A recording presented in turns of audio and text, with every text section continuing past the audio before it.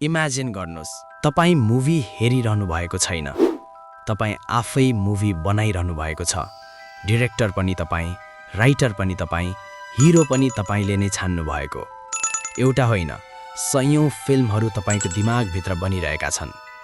अब इमेजिन गर्नुहोस्, एकदमै टप डिरेक्टरले पनि आफ्नो लाइफमा 20 वटा फिल्म बनाउँछ मुस्किलले, तर तपाईँ 100-200 वटा फिल्म सबै आफै क्रिएट गर्दै हुनुहुन्छ।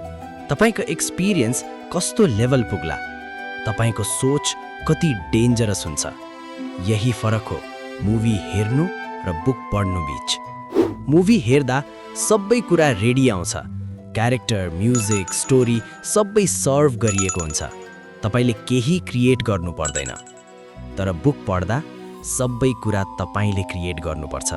हिरो तपाईँ, सीन तपाईँ, ब्याकग्राउन्ड म्युजिक तपाईको दिमाग, क्यामेरा एंगल, फिलिङ, इमोसन सबै तपाईको इमेजिनेसनबाट जन्मिन्छ।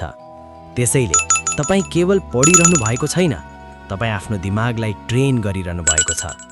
इफेक्ट तुरुन्त देखिँदैन, तर जब देखिन्छ तपाईको सोच, तपाईको लेभल अरूभन्दा बिल्कुलै अलग भइसकेको हुन्छ। अब सोच्नुस्, तपाईँ मुभी हेर्ने मान्छे बन्ने कि आफ्नो दिमागमै मुभी बनाउने?